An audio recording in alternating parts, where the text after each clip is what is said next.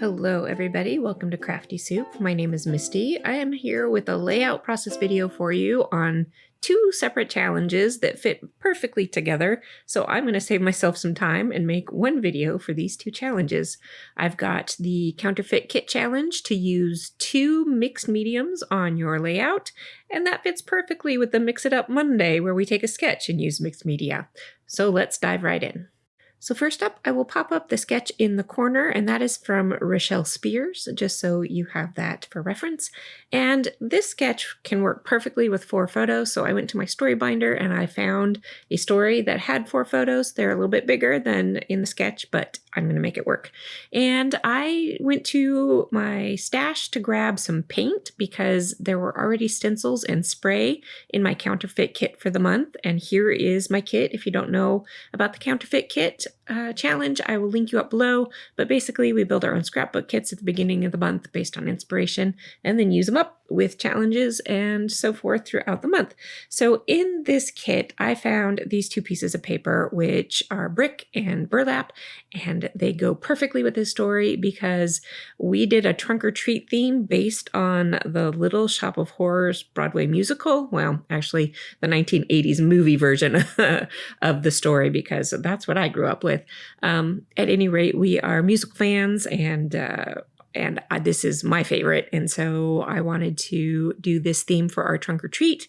And as the setting takes place in kind of the inner city, I thought this brick would be a great backdrop to these photos. Plus, I think the orange of the brick is a nice pop of color against the green, a lot of the green in the photos. And the burlap has to do with, I used some old fabric, scrap fabric from my stash to create this monstery creature, and that is Audrey 2, if you don't know the story, who is a human-eating plant monster. And so it's a good Halloween theme.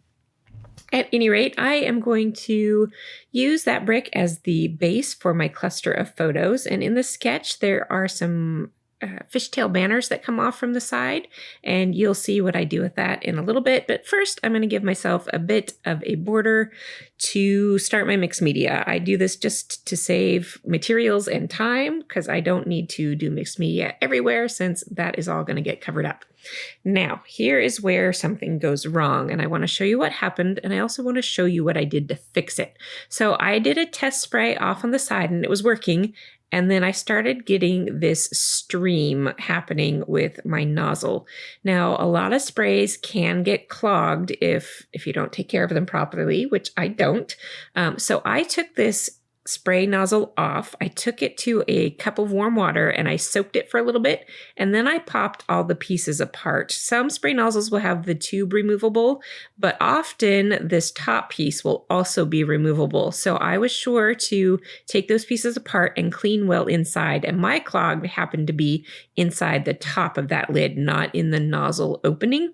So I was able to get it unclogged, and I can go ahead and put all of this back together and keep working forward on my project. Now, I can't necessarily rescue what went wrong up there. I will work on it a little bit, and then you'll see how else I kind of hide that blobby mistake later. So I have sprayed over it a little bit more, but as I do this next section, you can see what spray is supposed to look like over a stencil, and that was the result I was expecting and wanting, and that's not what I got the first time around. So anyway, I did get my nozzle unclogged, and here, after I'm done spraying, I'm going to prevent this from happening again. I take the nozzle out, and I just push the sprayer to spray the excess onto a project that I will save for die cutting or something later. And then I will go rinse out my nozzle. I do dip the straw in a cup of clear water and continue to spray in the sink. And that will get any paint out of the nozzle completely. And then I let it drip dry and put it back in my bottle to store. So that's how you're supposed to take care of them and how to rescue them if you haven't, like me. All right, when I was talking about all that off screen, I did pull out the tag die set from my counterfeit kit and some scraps of pattern paper, and I die cut a whole bunch of tags, and I create the little reinforcer holes in contrasting colors for more interest. And then you just saw me rotate that burlap mixed media paper so that the blobbiest spray is in the bottom right corner.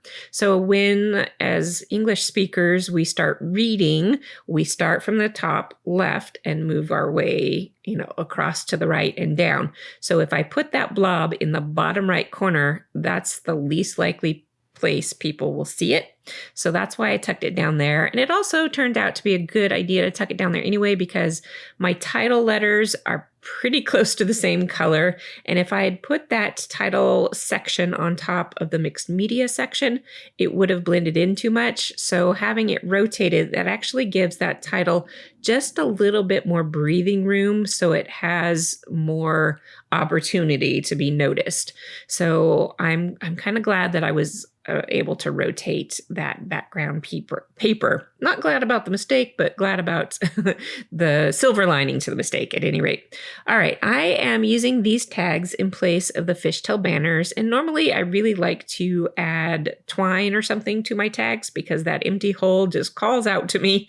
However, by using the contrasting reinforcer hole pieces, I think it does enough of a job to decorate the tag that I don't feel the need to add twine. So really, this is a pretty easy first section of my mixed media. And then because this kind of meets the requirement for the Mix It Up Monday group, I am going to go ahead and make sure I add my second mixed medium for my challenge over at the Counterfeit Kit Challenge. So I am going to do some stenciling with acrylic paint. Now this acrylic paint is old and it's not the highest quality acrylic paint. It's gotten a little bit dried out. So I am just going to scrape the not clumpy bits out of the lid of this paint. And, I haven't done this with acrylic paint in a long time. And the thing that I forgot is that it's so fluid of a medium that it tends to squish under the stencil and you get a spready smear instead of a nice crisp image. And that is okay for this layout because we did a lot of messy painting to bring these decorations for Halloween together. So I'm okay with how that came out. However, if you do want to do this with paint and get more crisp lines, I would suggest using some sort of sponge dauber and tap it into the paint, tap off a lot of excess, and then tap it over the stencil instead of using a palette knife like I'm doing here. Now, when I got to this section, I had realized that I need to use a lot less paint so that it doesn't squish under, and that will give me crisper edges as well. Now, if you do use the dauber, you can just wash it out right away and you'll be able to reuse it on other things. So you won't ruin your dauber as long as you clean it right away. Now I'm adding just a little more bits and pieces here and there and kind of making them a little more deliberately messy as I go because I'd already started off with a little bit of a mess. I'm going to make it purposeful and blend in by continuing with a little bit more of a messy style. And then layering it up over different areas of the layout. I had kind of intended to go over the background a little bit, but it was a little too full to do that. So I'm just trying to keep it a little more mild and in the background. And that will finish off the layout for this time around. So I will leave you here with some close-ups. I hope you enjoyed something about this process. And if you don't know about the hop over at the Mix It Up Monday group, I will leave you links to that and also links for the Counterfeit Kit Challenge group. Because this is a hop, there's also the list of hoppers who are using this same sketch and challenge for this month. Check them out, and I'll be back really soon with another video for you. Until then, have an artful day.